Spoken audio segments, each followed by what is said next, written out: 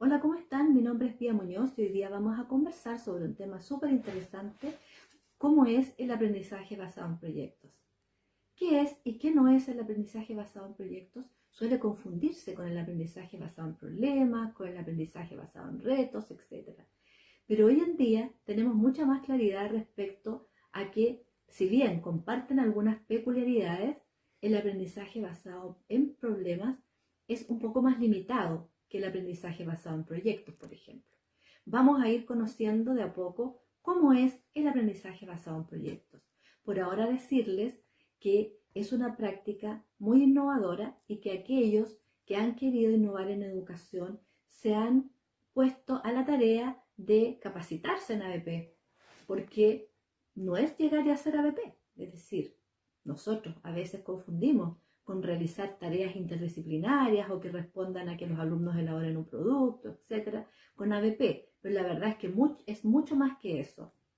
Y hoy en día es particularmente útil puesto que esta forma de enseñar es muy adaptable a las circunstancias que estamos viviendo, porque se presta para trabajar perfectamente en ambientes mediados por la tecnología. El ABP parte por un tema por resolver o varios problemas por resolver, con el fin en mente, como se dice, es decir, ¿qué voy a construir? ¿Un producto? ¿Un servicio? Eso es lo primero que debe tener claro tanto el alumno como los profesores cuando parten con un aprendizaje basado en proyectos. Una de las desventajas que ha tenido para nosotros trabajar en educación durante muchos años es el hecho de trabajar por áreas parceladas, ¿ya? Que finalmente no tienen mucha congruencia para los estudiantes cuando deben aplicarlas a problemas reales, porque en la vida real las áreas están integradas, nosotros tenemos que aplicar nuestros conocimientos de manera integrada. La particularidad que tiene el ABP es que permite a los alumnos enfrentarse a situaciones reales del mundo real a través de una mirada interdisciplinaria, lo que permite trabajar las habilidades de pensamiento mucho más profundo, desarrollar competencias también, que son las competencias que le van a permitir integrarse más adelante al mundo profesional y le van a permitir, por ejemplo, resolver problemas que enfrentamos toda la humanidad de una manera mucho más organizada y estructurada. ¿Por qué? Porque el alumno empieza a experimentar y empieza a entrenarse en lo que es investigar, por ejemplo, buscar todos los tipos de formas de recabar datos. También el alumno tiene la particularidad en esta metodología de ser quien dirige su proyecto. El profesor deja su rol preponderante y pasa a ser un orientador del proyecto, ¿ya? El alumno puede también tener la posibilidad durante el proyecto de contactarse o conectarse con expertos en el área que le puedan resolver dudas, que los retroalimenten, que los orienten, ¿ya? También durante el proyecto es importante que los alumnos puedan tener la posibilidad de visitar los lugares donde se está produciendo en la vida real, ¿cierto? En las distintas profesiones, este producto o este servicio el cual está creando en el proyecto. Otra particularidad del aprendizaje basado en proyecto que lo hace peculiar es que los alumnos durante todo el proyecto saben que finalmente van a tener que presentarlo a una audiencia. Por lo tanto, desde el inicio, cuando elaboran, cuando diseñan y planifican su proyecto, tienen ese fin en mente, el fin de a qué usuario va a ser presentado, ¿cierto? ¿Cuál va a ser la audiencia? ¿Cuál va a ser el formato en que voy a presentar a esta audiencia mi proyecto? Y eso también lo hace distinto del aprendizaje basado en retos y el aprendizaje basado en problemas. Eso también es muy importante, porque a veces nos quedamos, ¿cierto?, en las ideas, en querer planificar un buen proyecto, pero este no cumple con estándares de alta calidad y nos frustramos nosotros y los alumnos. Bueno, una de las características, porque son 6, es la autenticidad. Es decir, que podemos saber que el problema o pregunta tiene un significado para el estudiante, se relaciona con sus experiencias de vida, por ejemplo, es significativo para él. ¿Ya? No podemos escoger un tema o desarrollar un proyecto ajeno a sus intereses o a sus propias formas de vivir.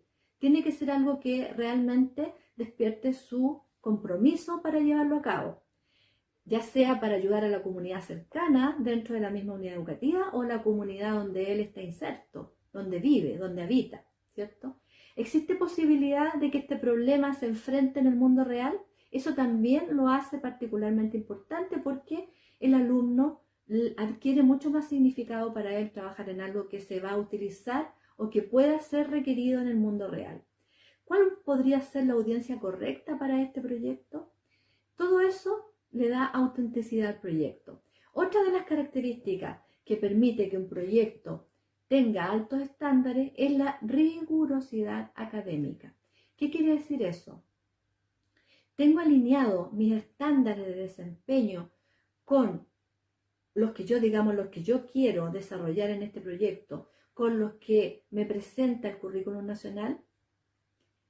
En este minuto, por ejemplo, de ajustes curriculares, es muy importante fijarse cuáles van a ser esas competencias centrales a las cuales yo efectivamente les voy a poder dar un tiempo de trabajo en el aula virtual actualmente, y cuáles son efectivamente las que yo voy a poder ir monitoreando y evaluando su progreso en el tiempo.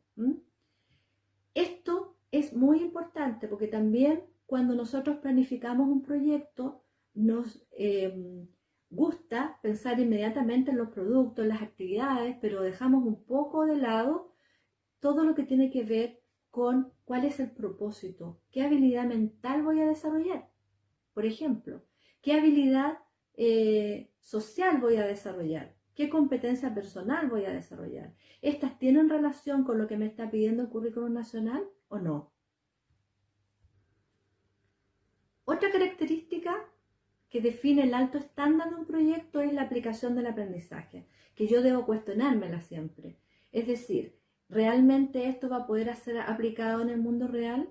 ¿No? ¿Su calidad permite que este producto sea utilizado por la comunidad? ¿O este servicio efectivamente va a responder a una necesidad que va a poder ser cubierta con este producto? ¿Mm? Bueno, esas son las preguntas que nos tenemos que hacer siempre, referidas a la aplicación del aprendizaje. Nosotros hablábamos recién acerca de las competencias del siglo XXI. Tenemos que tener claridad que el joven que estamos creando, el niño que estamos educando, que estamos formando, debe tener competencias como una comunicación efectiva, cómo saber trabajar en equipo, cómo organizarse para cumplir en un plazo determinado, cómo autogestionar su propio aprendizaje y poder después ser autónomo al seguir aprendiendo. Todas esas son cualidades que a futuro como profesional van a ser muy importantes en su desempeño laboral. Otra cualidad, la exploración activa. Es muy importante dar durante el proyecto oportunidad en que los alumnos puedan explorar, puedan investigar. ¿Cómo voy a recabar datos? ¿Aplicaré una encuesta? ¿Aplicaré una entrevista? ¿Sé cómo hacer una entrevista? Entregarle al alumno las herramientas para hacer entrevistas efectivas, para hacer encuestas que puedan después ser representadas a través de gráficos, escalas, etc. Es darle herramientas que son importantísimas para su futuro. ¿Qué métodos, qué fuentes de información a las voy a acudir yo? ¿Son fuentes de información fidedignas o no? Esas también son habilidades que nosotros vamos a desarrollar durante la preparación, la elaboración, la planificación, la investigación, el diseño de un proyecto. Otra característica importante que ya habíamos mencionado es respecto a la conexión con el mundo adulto. Es muy importante que los estudiantes, cuando trabajan en ABP, tengan al menos un adulto con experiencia en el área, en el tema, a quien puedan entrevistar, quien pueda juntarse con ellos, ya sea en estos momentos de manera virtual, por ejemplo, organizar reuniones, Meet, donde los alumnos tengan claras las preguntas que le harán, que les pueda orientar en el desarrollo para que su proyecto sea lo más profesional posible. También que los alumnos puedan observar in situ cómo se trabaja este servicio, cómo se trabaja este proyecto, pasar al menos un tiempo. Si no es posible de manera presencial, al menos visitar de manera virtual los lugares reales donde se fabrica este producto, donde se elabora este servicio.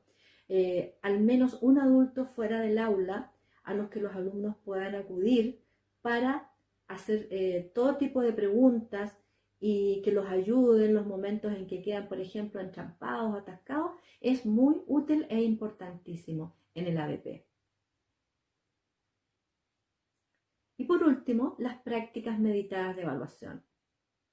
Las prácticas meditadas de evaluación son importantísimas en ABP y se ajustan a lo que se solicita hoy con el decreto 67, ¿ah? Que la evaluación sea formativa preponderantemente, que sea a través de criterios conocidos por los alumnos desde un inicio, que estos criterios además puedan ser también elaborados en conjunto con los alumnos, ¿ya? Que se le dé mucho más preponderancia a aquellos instrumentos evaluativos como por ejemplo las matrices de valoración o las rúbricas, que el ABP las trabaja desde un inicio, porque son instrumentos evaluativos que no solamente se restringen a una dimensión del aprendizaje, como es la dimensión cognitiva, sino que también el ABP le pone mucho énfasis en el desarrollo de habilidades personales y habilidades sociales. Por lo tanto, cumple perfectamente con lo que decreta el decreto 67, que es el trabajar con instrumentos evaluativos que permitan monitorear las tres dimensiones. También en el ABP se utiliza mucho el trabajo de diseño inverso al tener muy claro cuáles van a ser mis propósitos, luego diseñar qué tipos de instrumentos evaluativos voy a utilizar para recoger la evidencia respecto al progreso de los alumnos y también a través de distintos instrumentos como tablas de cotejo, listas de cotejo, ¿cierto? Tablas de apreciación y principalmente a través de la retroalimentación continua, es decir, a medida que el alumno va avanzando en el proyecto, en cada uno de los hitos que debe ir pasando desde la investigación, la planificación, el diseño, la elaboración y la puesta en marcha del proyecto, ¿cierto? Debe haber una retroalimentación constante del docente que vaya acompañando al alumno en el desarrollo de las habilidades, que vaya encauzándolos cuando se pierden, ¿cierto? Recordándoles cuál va a ser el propósito de cada uno de estos hitos y qué criterios va a tener él en cuenta a la hora de medir o evaluar, ¿cierto?, el progreso en el desarrollo de estas habilidades. ¿Qué tenemos que considerar como muy importante al lanzar un proyecto y también como al presentarlo en el público? Involucrar a la comunidad. Es decir, desde un principio, cuando yo planteo el tema con mis alumnos, ¿cierto? Es importante que lo demos a conocer a la comunidad, ya sea al público objetivo al cual voy a ir dirigida o bien a toda la comunidad, a los apoderados, a los integrantes de la comunidad educativa. Puede ser a través de una carta, ¿cierto?, donde uno los involucre o les comente de qué se va a tratar el proyecto y qué necesidades va a cubrir, pero también podemos hacer algún tipo de evento donde nosotros demos como la marcha, volvamos a un proyecto. Es muy importante. Le damos de esa manera la importancia, la relevancia al aprendizaje como algo real y algo que va a cubrir una necesidad efectivamente y que involucra a todos los entes de la unidad educativa. También cuando nosotros terminamos el proyecto y lo vamos a presentar, tenemos que nuevamente retomar el contacto, ¿cierto?, con todos estos agentes que habían estado siendo partícipes de una u otra manera en nuestro proyecto, invitarlos, ¿cierto?, a la puesta en marcha, es decir, cuando ya tenemos el producto o el servicio, mostrarlo a esta audiencia. También puede ser con algún tipo de evento, una feria. Existen infinidad de formas, todas van a depender de la particularidad que tiene cada uno de los proyectos. Muchas gracias.